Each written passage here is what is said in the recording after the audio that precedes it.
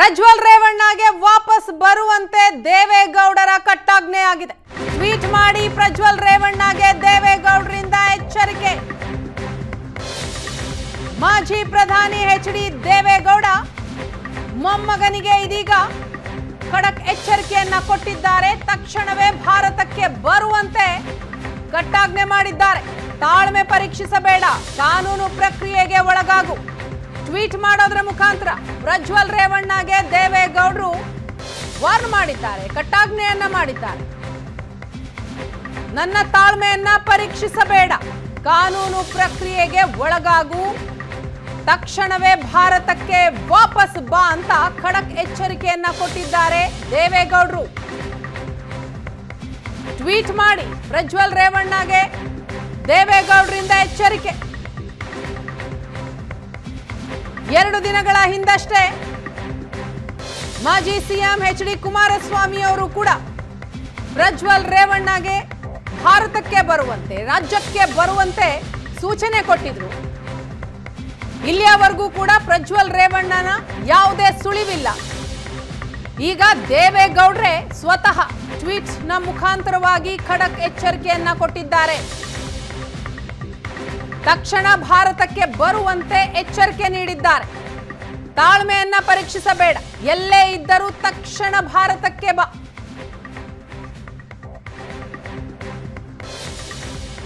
ಕಾನೂನು ಪ್ರಕ್ರಿಯೆಗೆ ಒಳಗಾಗು.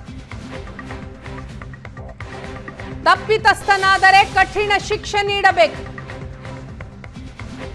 ಪ್ರಜ್ವಲ್ ಚಟುವಟಿಕೆಯ ಬಗ್ಗೆ ನನಗೆ ಗೊತ್ತಿರಲಿಲ್ಲ, ಪ್ರಜ್ವಲ್ ರಕ್ಷಿಸುವ ಇರಾದೆ ನನಗಿಲ್ಲ ಅಂತ ಮಾಜಿ ಪ್ರಧಾನಿ ಎಚ್.ಡಿ. ದೇವೇಗೌಡರು ಟ್ವೀಟ್ ಮಾಡಿದ್ದಾರೆ.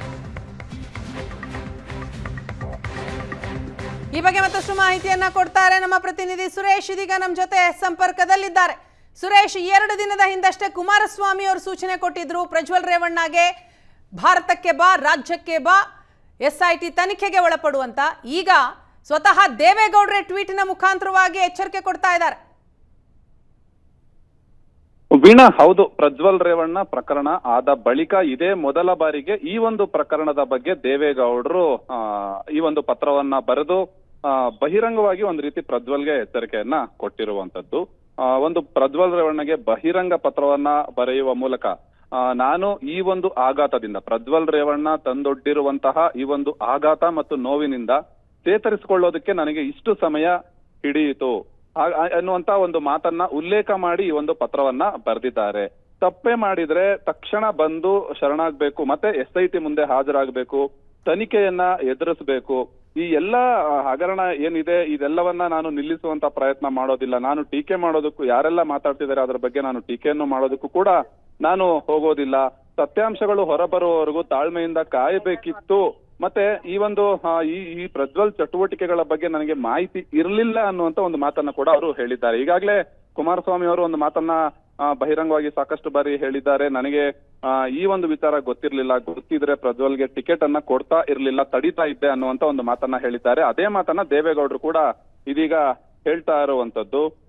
ಎಲ್ಲೇ ಇದ್ರೂ ಕೂಡ ತಕ್ಷಣ ಬಂದು ಪೊಲೀಸರ ಮುಂದೆ ಶರಣಾಗಿ ವಿಚಾರಣೆಯನ್ನ ಎದುರಿಸಬೇಕು ಅನ್ನುವಂತ ಒಂದು ಎಚ್ಚರಿಕೆಯನ್ನ ಪ್ರಜ್ವಲ್ ರೇವಣ್ಣಗೆ ದೇವೇಗೌಡರು ಈ ಒಂದು ಪತ್ರದ ಮೂಲಕ ತಿಳಿಸಿದ್ದಾರೆ. ಮತ್ತೆ ಈ ಎಚ್ಚರಿಕೆಗೆ ಮನ್ನಣೆ ನೀಡದೆ ಇದ್ದಲ್ಲಿ, ಒಂದು ಬಹಿರಂಗವಾಗಿ ಒಂದು ಪತ್ರವನ್ನ ಮತ್ತೆ ಒಂದು ಮಾತನ್ನ ಅವ್ರು ಹೇಳ್ತಾ ಇದ್ದಾರೆ, ಈ ಎಚ್ಚರಿಕೆಗೆ ಮನ್ನಣೆಯನ್ನ ನೀಡದೇ ಇದ್ದ ಪಕ್ಷದಲ್ಲಿ ನನ್ನ ಮತ್ತು ಕುಟುಂಬದವರ ಎಲ್ಲರ ಕೋಪವನ್ನ ಎದುರಿಸಬೇಕಾಗುತ್ತೆ ಅನ್ನುವಂತ ಒಂದು ಎಚ್ಚರಿಕೆಯನ್ನ ಕೂಡ ದೇವೇಗೌಡರು ಹೇಳ್ತಾ ಇದ್ದಾರೆ. ನಾನಾಗ್ಲಿ ನನ್ನ ಕುಟುಂಬದವರಾಗ್ಲಿ ಈ ವಿಚಾರದಲ್ಲಿ ಹಸ್ತಕ್ಷೇಪ ಮಾಡೋದಿಲ್ಲ ಅನ್ನುವಂತ ಒಂದು ಭರವಸೆಯನ್ನ ಕೂಡ ಕೊಡ್ತಾ ಇದ್ದಾರೆ. ಹಾಗಾಗಿ ಒಂದ್ ರೀತಿ ಭಾವನೆಗಳಿಗೆ ದ್ರೋಹ ಮಾಡಿದ್ದಾರೆ. 6 ದಶಕಗಳ ಕಾಲದ ನನ್ನ ರಾಜಕೀಯ ಜೀವನದ ಉದ್ದಕ್ಕೂ ಜನ ನನ್ನ ಜೊತೆ ನಿಂತಿದ್ದಾರೆ, ಅವ್ರಿಗೆ ನಾನು ಋಣಿಯಾಗಿರ್ತೀನಿ, ನನ್ನ ಕಾರ್ಯಕರ್ತರ ಹಿತದ ವಿರುದ್ಧ ನಾನು ನಡೆದುಕೊಳ್ಳೋದಿಲ್ಲ. ಹಾಗಾಗಿ ತಕ್ಷಣ ಬಂದು SIT ಮುಂದೆ ಶರಣಾಗಿ ವಿಚಾರಣೆಯನ್ನ ಎದುರಿಸಬೇಕು ಅನ್ನುವಂತ ಒಂದು ಬಹಿರಂಗವಾದ ಎಚ್ಚರಿಕೆಯನ್ನ ಪತ್ರದ ಮೂಲಕ ಇದೀಗ ದೇವೇಗೌಡರು ಪ್ರಜ್ವಲ್ಗೆ ನೀಡಿರುವಂತದ್ದು. ಈ ಪ್ರಕರಣ ಹೊರಬಂದ ಬಳಿಕ, ಅಂದ್ರೆ ಇಲ್ಲಿಯ ತನಕ ದೇವೇಗೌಡರು ಎಲ್ಲೂ ಕೂಡ ಮಾಧ್ಯಮಗಳ ಮುಂದೆ ಮಾತಾಡ್ಲಿಲ್ಲ. ಜಸ್ಟ್ ಅವರ ಹುಟ್ಟುಹಬ್ಬದ ದಿನ ಒಂದು ಬಂದು ಕೇವಲ ಹುಟ್ಟುಹಬ್ಬದ ವಿಚಾರವನ್ನಷ್ಟೇ ಮಾತಾಡಿದ್ರು, ಪ್ರಜ್ವಲ್ ವಿಚಾರವನ್ನ ಮಾತಾಡಿರ್ಲಿಲ್ಲ. ಇದೀಗ ಇಷ್ಟು ಕಾಲ ಕಳೆದ ಬಳಿಕ ಅವರೊಂದು ಪತ್ರದ ಮೂಲಕ ಒಂದು ಎಚ್ಚರಿಕೆಯನ್ನ ಕೊಟ್ಟಿದ್ದಾರೆ. ಮತ್ತೆ ಆ ಪತ್ರದಲ್ಲಿ ಅವರು ಹೇಳಿದ್ದಾರೆ, ಈ ಒಂದು ಆಘಾತದಿಂದ ಹೊರಗಡೆ ಬರೋದಕ್ಕೆ ನನಗೆ ಇಷ್ಟು ಕಾಲ ಸಮಯ ಬೇಕಾಯ್ತು ಅನ್ನುವಂತ ಒಂದು ವಿಚಾರವನ್ನ ಕೂಡ ಹೇಳಿರುವಂತದ್ದು ವೀಣಾ. ಎಸ್ ಸುರೇಶ್, ಬರ್ತೀನಿ, ಮತ್ತಷ್ಟು ಅಪ್ಡೇಟ್ಸ್ ಮುಂದಿನ ಹಂತದಲ್ಲಿ ಪಡಿತೀನಿ. ಪ್ರಜ್ವಲ್ ಪೆನ್ ಡ್ರೈವ್ ಪ್ರಕರಣಕ್ಕೆ ಸಂಬಂಧಪಟ್ಟ ಹಾಗೆ ಇದೇ ಮೊದಲ ಬಾರಿಗೆ ದೇವೇಗೌಡರು ರಿಯಾಕ್ಟ್ ಮಾಡಿದ್ದಾರೆ. ಟ್ವೀಟ್ನ ಮುಖಾಂತರವಾಗಿ ಪ್ರಜ್ವಲ್ ರೇವಣ್ಣಗೆ ಭಾರತಕ್ಕೆ ಬರುವಂತೆ ಎಚ್ಚರಿಕೆಯನ್ನ ಕೊಟ್ಟಿದ್ದಾರೆ. ಎಲ್ಲೇ ಇದ್ರೂ ವಾಪಸ್ಸಾಗು, ನನ್ನ ತಾಳ್ಮೆಯನ್ನ ಪರೀಕ್ಷೆ ಮಾಡಬೇಡ, ತಕ್ಷಣಕ್ಕೆ ಭಾರತಕ್ಕೆ ವಾಪಸ್ಸಾಗು ಅಂತ ಖಡಕ್ ಎಚ್ಚರಿಕೆಯನ್ನ ಕೊಟ್ಟಿದ್ದಾರೆ. ಇದಕ್ಕೆ ಮನ್ನಣೆಯನ್ನ ಕೊಡದೆ ಹೋದ್ರೆ ನನ್ನ ಹಾಗೂ ಕುಟುಂಬದ ವಿರೋಧವನ್ನ ಎದುರಿಸಬೇಕಾಗತ್ತೆ ಅಂತಲೂ ಕೂಡ ಆಕ್ರೋಶವನ್ನ ವ್ಯಕ್ತಪಡಿಸಿದ್ದಾರೆ ದೇವೇಗೌಡರು. ಎಚ್ಚರಿಕೆಗೆ ಮನ್ನಣೆಯನ್ನ ಕೊಡದೆ ಹೋದ್ರೆ ನನ್ನ ಹಾಗೂ ಕುಟುಂಬದ ವಿರೋಧವನ್ನ ಎದುರಿಸಬೇಕಾಗತ್ತೆ, ತಾಳ್ಮೆ ಪರೀಕ್ಷಿಸಬೇಡ, ಕಾನೂನು ಪ್ರಕ್ರಿಯೆಗೆ ಒಳಗಾಗುವಂತ ಟ್ವೀಟ್ ಮಾಡಿದ್ದಾರೆ ದೇವೇಗೌಡರು.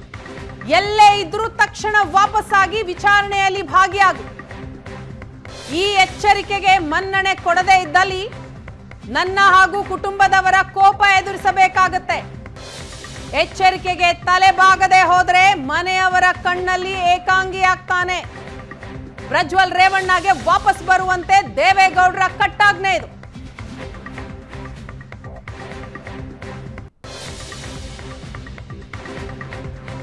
ಇದೇ ಮೊದಲ ಬಾರಿಗೆ ಈ ಪೆನ್ ಡ್ರೈವ್ ಪ್ರಕರಣಕ್ಕೆ ಸಂಬಂಧಪಟ್ಟ ಹಾಗೆ ದೇವೇಗೌಡರ ರಿಯಾಕ್ಷನ್ ಇದು.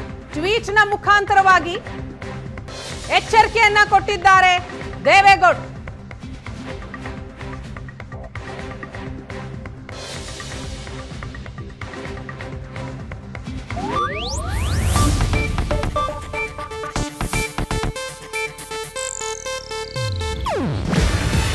ಇದು ಏಷ್ಯಾನೆಟ್ ನ್ಯೂಸ್ ನೆಟ್ವರ್ಕ್ ಪ್ರಸ್ತುತಿ. ನೀವು ನೋಡ್ತಿದ್ದೀರಾ ಏಷ್ಯಾನೆಟ್ ಸುವರ್ಣ ನ್ಯೂಸ್.